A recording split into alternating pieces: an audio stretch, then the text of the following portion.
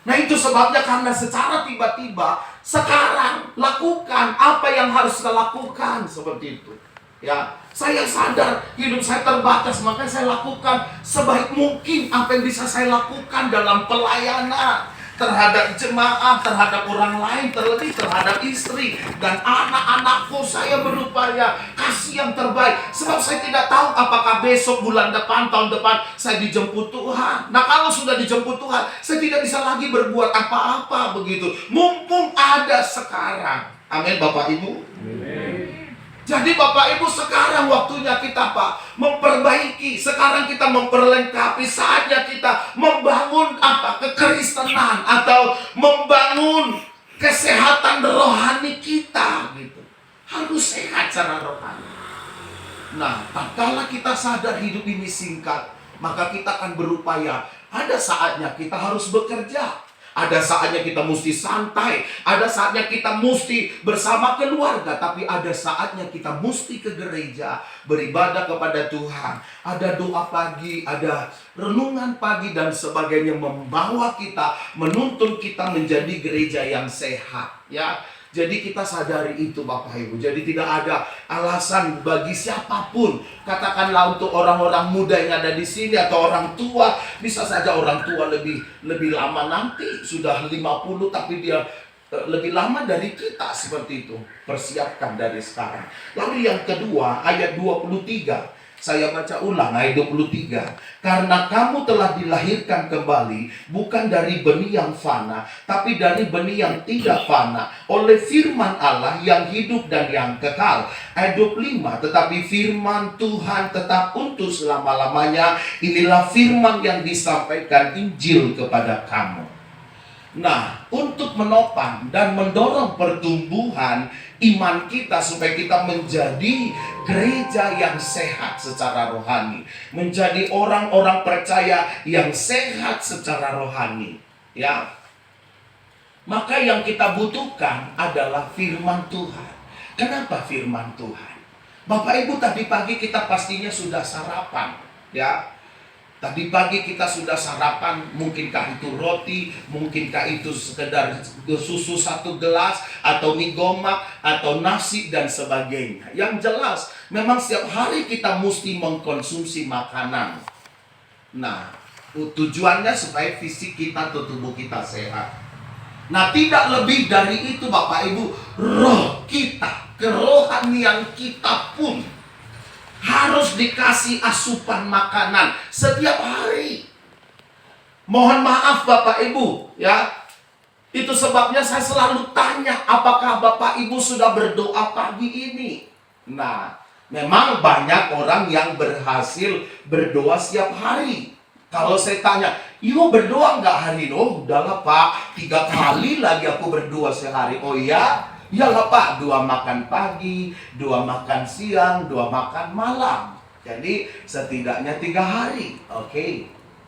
Ya, bagus. Tapi tidak cukup hanya sekedar 2 makan. Kadang orang jadi dirapel di situ doanya kan. 2 makan sekaligus dia doa syafaat. Lalu anaknya lama kali mama ini berdoa.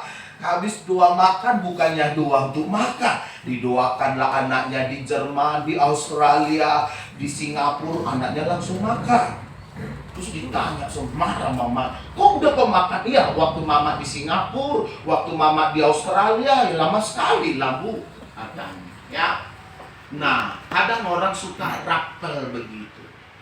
Padahal memang mesti ada doa pribadi. Tapi puji Tuhan, banyak orang Kristen bisa melakukan itu baik.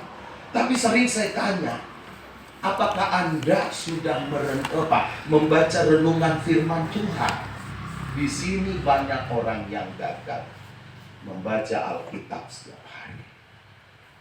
Kenapa? Dengar baik Bapak Ibu. Yohanes 1 ayat 1, nggak usah saya ulang balik Alkitabnya. Berkata begini, pada mulanya adalah firman.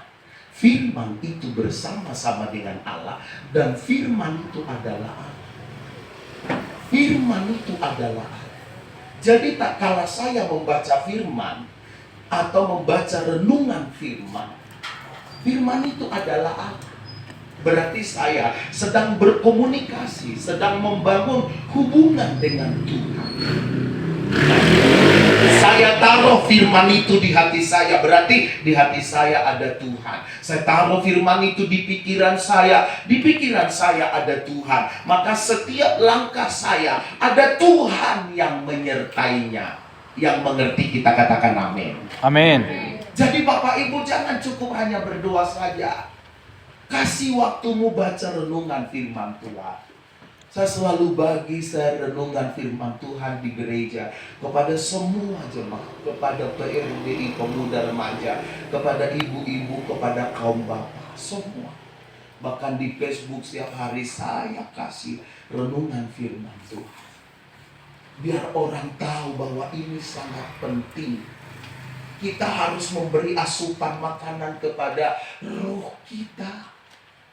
Jangan sampai roh kita tuh kerdil. Bayangin saja, fisik kita aja 3 kali makan sehari, belum lagi makan ini, makan itu, diajak teman lagi, yuk makan bakso babi, apalah seperti itu, banyak yang kita asup setiap hari. Lah, kok kerohanian kita cuman sekali seminggu kita siramin.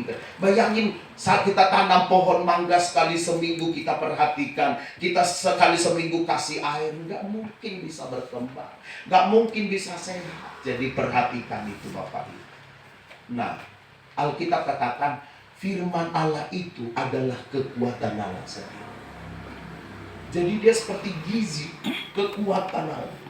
Jadi kalau ada firman di hati saya, berarti ada kekuatan Allah di dalam diri saya. Nah, kalau ada kekuatan Allah di dalam diri saya akan kuat melewati hari-hari seberat apapun persoalan yang menghadang saya. Kalau ada kekuatan Allah di dalam diri saya, maka seberat apapun tantangan saya tidak mudah stres. Lalu berkata, mati nama, kecil Lalu saya mulai dipengaruhi roh setan. Siapa tuh marukumi? Mati nama. Umadong. Aiso sohasi suami. Aiso hasi anak kamu.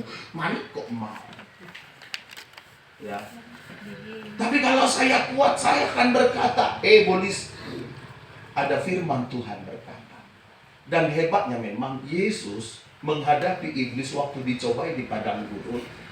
Senjatanya apa? Firman Tuhan. 3 kali dia dicobai. 3 kali dia sahut atau dia jawab dengan apa? Ada firman Tuhan tertulis. Ada firman Tuhan tertulis. Ada firman Tuhan tertulis. Jadi kita mesti kaya dengan firman Tuhan. Unang dokter jadi dibilon ni bapetite molos ni jahat. Itu kata saya. Inilah hikmah Allah. Pembodohan dari iblis dengar baik dilakukannya selama ini terhadap kita. Coba ini yang masih kuliah. Waktu kita juga kuliah, beli buku ini, pelajari buku ini. Tapi kita sering mengabaikan Alkitab. Padahal rahasia semua ada di sini. Rahasia hidup sukses ada di sini, rahasia hidup sehat ada di sini, karir menanjak ada di sini, punya istri yang bagus dan bagaimana caranya ada di sini. Semua ada di sini. Cuman kita nggak pergunakan. Gereja, pulang gereja hari Minggu masukkan ke lemari. 1 minggu tak kita buka-buka. Sekarang saatnya. Ini vitamin yang mujarab. Untuk apa? Pertumbuhan rohani kita. Yang mau katakan amin. Amin. Dan yang terakhir, Bapak Ibu Saudara sekalian, saya sampaikan dari 1 Petrus tadi, bagaimana kita bisa bertumbuh secara rohani, sehat secara rohani. 1 Petrus 1 ayat yang ke-22. Karena kamu telah menyucikan dirimu oleh ketaatan kepada kebenaran, sehingga kamu dapat mengamalkan kasih persaudaraan yang tulus, ikhlas. Hendaklah kamu bersungguh-sungguh saling mengasihi dengan segenap hatimu. Apa kaitannya dengan pertumbuhan rohani kita atau kesehatan rohani kita? Bapak Ibu, Tuhan menyelamatkan kita. Itu dasarnya adalah kasih. Karena begitu besar kasih Allah, akan dunia ini. Dunia yang dimaksud itu adalah akan kita semua yang ada di dunia ini. Miliaran orang ada di dunia ini. Jadi dia datang menyelamatkan kita, dasarnya adalah kasih. Bapak Ibu, ajaran Yesus yang membedakan, yang membedakan ajaran Yesus dengan ajaran nabi-nabi yang lain, katakanlah begitu, adalah berbicara tentang kasih. Yesus berkata begini, kalau engkau hanya bisa mengasihi orang yang mengasihimu, mohon maaf, preman di pasar pun bisa lakukan. Orang yang tidak mengenal Tuhan pun lakukan itu. Ya, lebih hebat orang preman di pasar. Mereka dapat 10.000 bagi-bagi, bagi rezeki. Saya mengamati itu. Mereka tidak mau makan sendiri. Bisa beli nasi 1 bungkus, temannya gak mau, makan sini, kita bareng makan. Coba pendeta mau nggak begitu? Apalagi zaman sekarang, dapat 100.000 bagi temannya, yuk kita bagi berapa? Bapak Ibu Saudaraku yang kekasih, ajaran Yesus adalah kasihilah musuh, kasihi orang yang membenci. Praktek kasih memang tidak mudah, mengungkapkan mudah, menyanyikannya juga mudah. Kasih itu lemah lembut serta sederhana. Kasih itu murah hati, sabar menderita. Ajarilah kami bahasa kasih-Mu, agar kami dekat padamu ya Tuhanku. Ajarilah kami bahasa kasih-Mu, agar kami dekat padamu. Kita mudah menyanyikan lagu itu, tapi prakteknya gak seperti atau semudah kita mengungkapkan.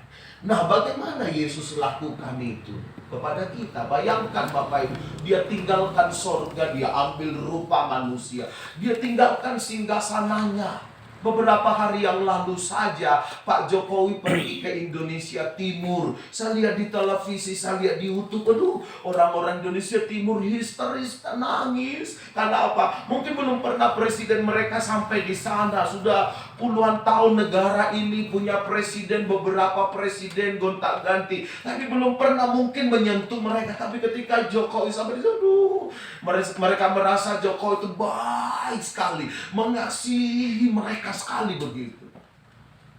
Lebih dari itulah Tuhan lakukan untuk kita Bapak Ibu. Amin. Dia tidak hanya mengambil rupa manusia, tapi akhirnya dia juga harus mati di kayu salib, mengorbankan dirinya. Karena memang jalan satu-satunya menyelamatkan manusia hanya dengan cara itu. Tidak ada jalan yang lain lagi.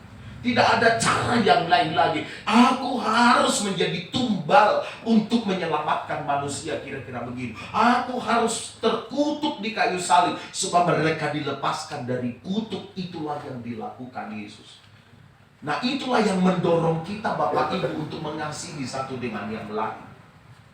Kekristenan itu nampaknya di situ, atau mohon maaf, kelebihan kita utama adalah di situ, mengasihi. Kalau orang sana bilang mata ganti mata, nyawa ganti nyawa, kita enggak. Yesus ajarkan kasihi musuh, doakan mereka, berkati mereka. Jadi kita apalagi, mohon maaf, di kantor ini, di dinas pariwisata ini, ya, kebudayaan dan pariwisata, mari kita saling mengasihi satu dengan yang lain. Dimulai dari apa? Dari ruang lingkup kecil. Saya bilang dimulai dari apa? Keluarga. Mengasihi istri dulu, mengasihi anak-anak. Gak mungkin kita langsung bapak-bapak, aduh, mengasihi istri orang lain, aduh, kita memuji istri orang lain, aduh, cantik kali lah kau ibu. Ya, nah awalnya, mulanya biasa saja, kan begitu ya. Nah, tapi lama-lama bisa jadi berubah jadi cinta, katanya begitu. Ya, jadi hati-hati.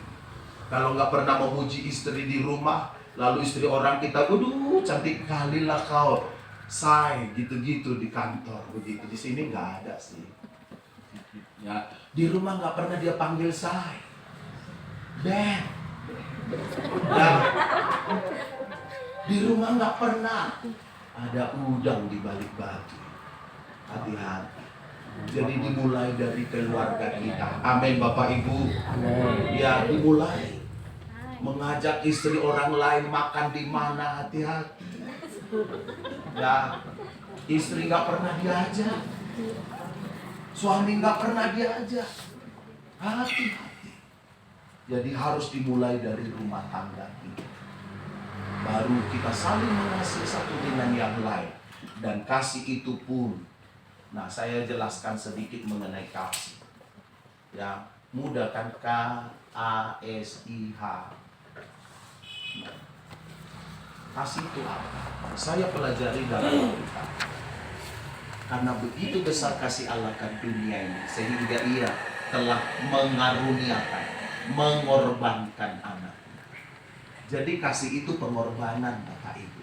Anak-anak kami yang ada di sini rela berkorban. Kalau kita mengasihi istri, rela berkorban untuk istri. Berkorban tidak hanya berkorban uang, tenaga dan pikiran. Kadang kita mesti mengorbankan perasaan kita, ego kita. Ya, mengasihi orang juga begitu. Tidak selamanya nominal uang. Habis baru. Cek, so, tidak apa-apa. Ya, tidak selamanya uang. Tapi apa? Apa yang bisa kita buat? Mengasihi masyarakat tidak selamanya uang. Nah, apa yang bisa kita buat? Jadi intinya berkorban. Lalu yang kedua, Tuhan mengasihi kita.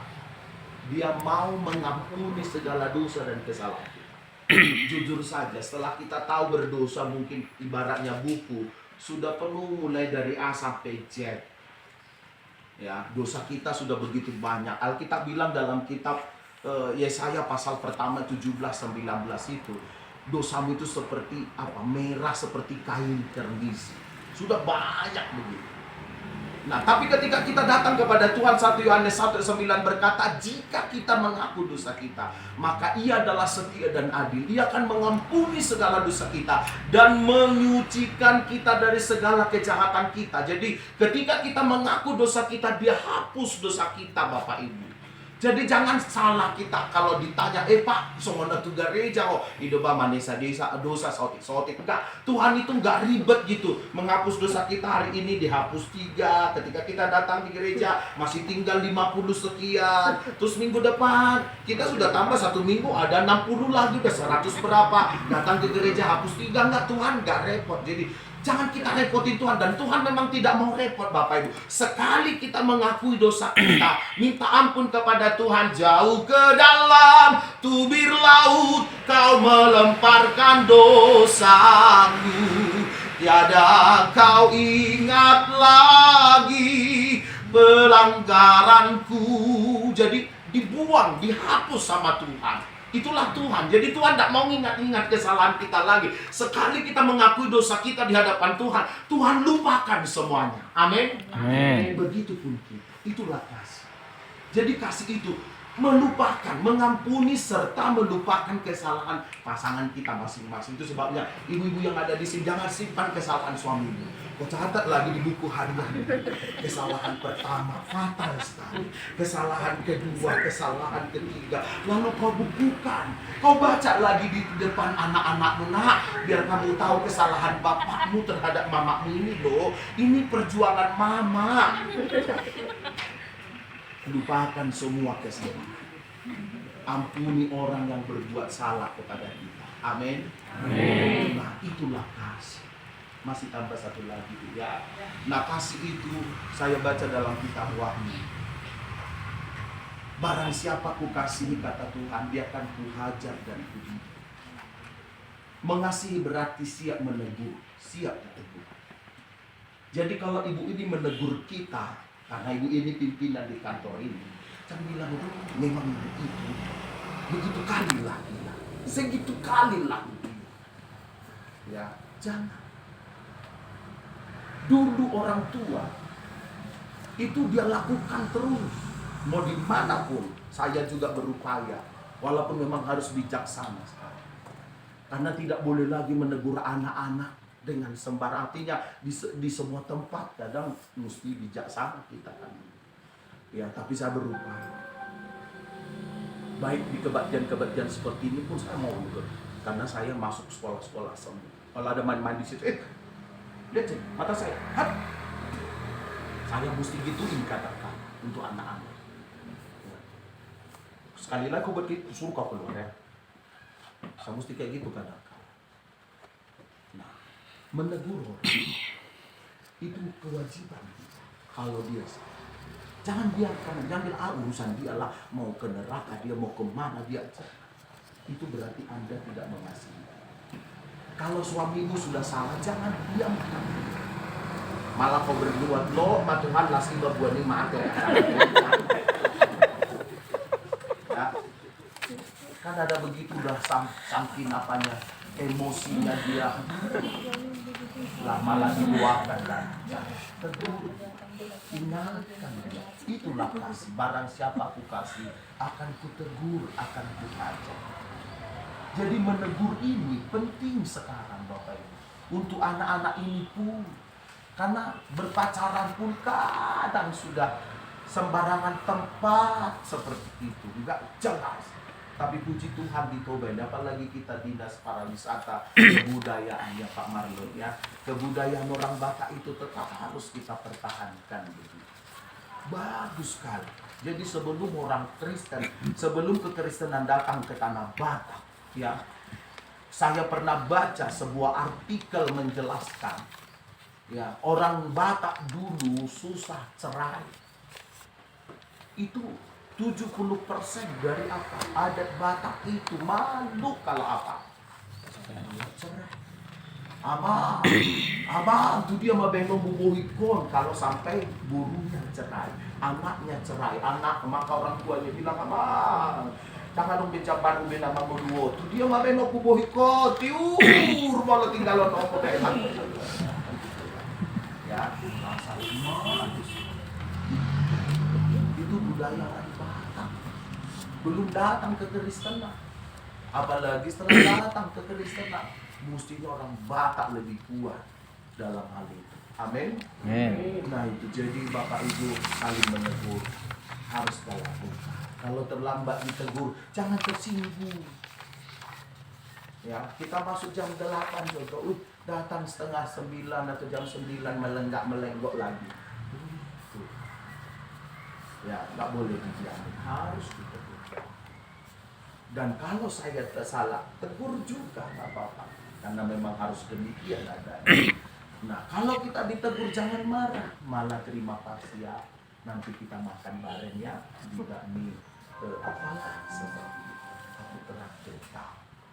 Nah, dengan demikian saya lihat dan saya perhatikan, maka kekristenan kita akan sehat. Toba ini akan maju. Kalau kita punya kesehatan rohani, orang Kristen di Toba ini akan maju. Toba ini akan terus melejit, bergerak lebih cepat lagi kalau kita sehat secara rohani. Amin. Tuhan memberkati. Mari kita berdoa. Kami